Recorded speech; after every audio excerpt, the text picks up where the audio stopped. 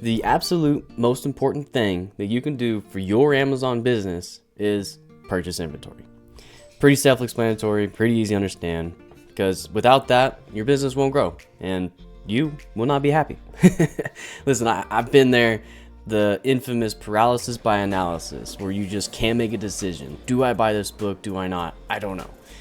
Well, in this video, I'm going to give you the blueprint to get rid of that and start buying with confidence. So let's dive in. So the first step, have you ever sent in a book or tried to send in a book, I guess, and whenever you go to list it, or if you have a prep center, you send it to your prep center and they hit you up and say, hey, we're not able to list this.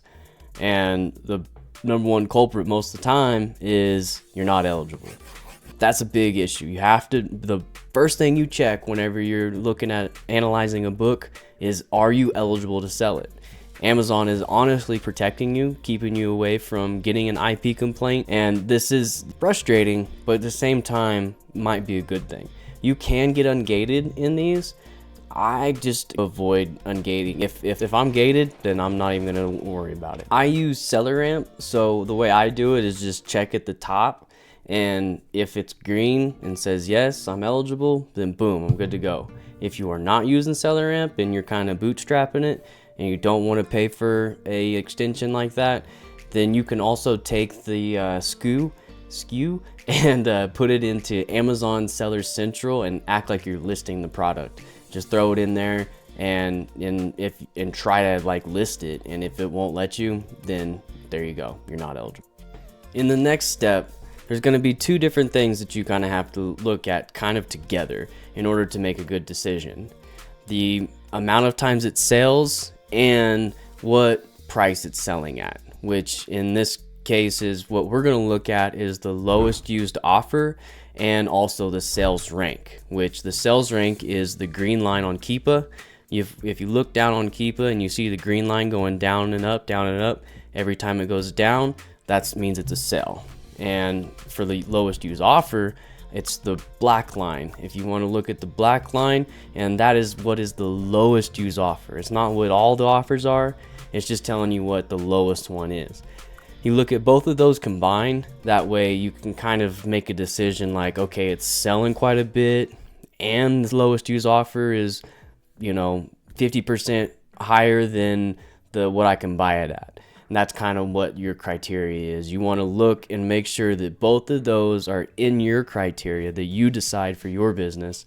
And make sure that, for me, I want to be able to get 50% ROI at least. And I also want the sales rank to be, honestly, like in the last year, as long as I see one sale, we have to consider the other factors coming up next. But as long as there's one sale at a price that I'm comfortable with, I'll be okay to buy it.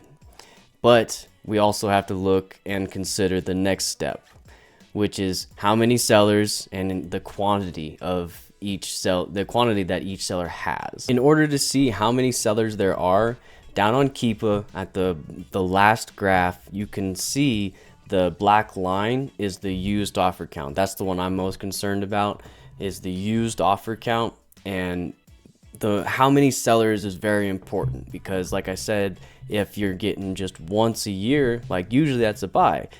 But if there's 20 some sellers on it or more, it may not be a buy, depending on, if you're competing against those sellers or not. The issue is, the more sellers, the more supply, and the less sales rank, the less demand. So you have to kind of consider those two together. And then on top of that, you also have to consider how many each seller has. And then you do that by going into and seeing all buying options on the Amazon page. And then what Keepa has is a little extension that will help you see how much stock each person has. And sometimes it's glitches, so you can like act like you're gonna buy it from somebody and then put the quantity that you're gonna buy to 99, and then Amazon will correct it to how many you can actually buy from that seller. That takes a while though, so hopefully the Keep and extension's working. But say like my same scenario where I'm just getting one sales rank a year drop, and I guess that I would probably go for that. But if there's like one seller, two sellers on it, and one or two of them have 20 plus products in, it's not a buy. It immediately turns to not a buy, you know. So you have to consider how many each seller has in order to make a good buying decision. You don't want to buy a book that hardly ever sells throughout the year, but there's a ton of supply of, because the demand just isn't there. So you're not going to be able to pick that book up with a confidently at least, to think that you're going to sell it. Step number 4, we've gone through the eligibility check. We've checked to see if it sells and what price it sells is good. And then the third one, how many sellers? We've determined that there's not too many sellers. There's not too much quantity in each seller. So we come to this 4th step, which is you're wanting to determine whether or not you think the book that you're going to receive will be a good quality of a book to send in to sell to somebody. In other words, what is the condition of the book? The condition matters a lot. And for me, when I first started off, I didn't buy any acceptables. I considered acceptables that you couldn't do it. But the thing is I've been buying acceptables, and most of the time, especially from those big companies, I've been getting pretty good books back. And my prep center's actually been conditioning them as good, and I haven't had any problems with it. This is, you have to kind of, see the condition, and you also have to take in consideration the seller feedback. If the seller feedback is 60% and is an acceptable, that's a no for me. I honestly go up to 90%. If the seller feedback rating is below 90% and it's acceptable, I say no to the book. That's me just protecting myself. I don't want to get a book where the spine is detached from it, which happens a lot. So whenever I see that the book isn't quite there with the seller feedback rating and the conditioning, it's just easier for me to say no to it. And then as well as, you don't want your seller feedback rating to take a hit just because you're trying to risk a acceptable book. Which brings us to the 5th and final step of determining whether or not you can buy a book or not, or you should buy a book or not, which you have to figure out, what price are you willing to sell it at? What price are you going to sell this book at where you're okay with the lowest price that you're selling it at and the highest price that you're going to sell it at? You want to do this, you want to figure this out. That way, whenever it does dip down to where the lowest price is on the Keep It chart, whenever you're looking through the last year and you see it at its lowest point, are you okay with it selling at that price? If not, kind of consider whether or not you want to buy it. Now, that is, the black line is considered the lowest. So it's not necessarily going to sell at that price. That's just the price that it could sell for. So are you okay with that? If not, figure out where you're going to put that price at.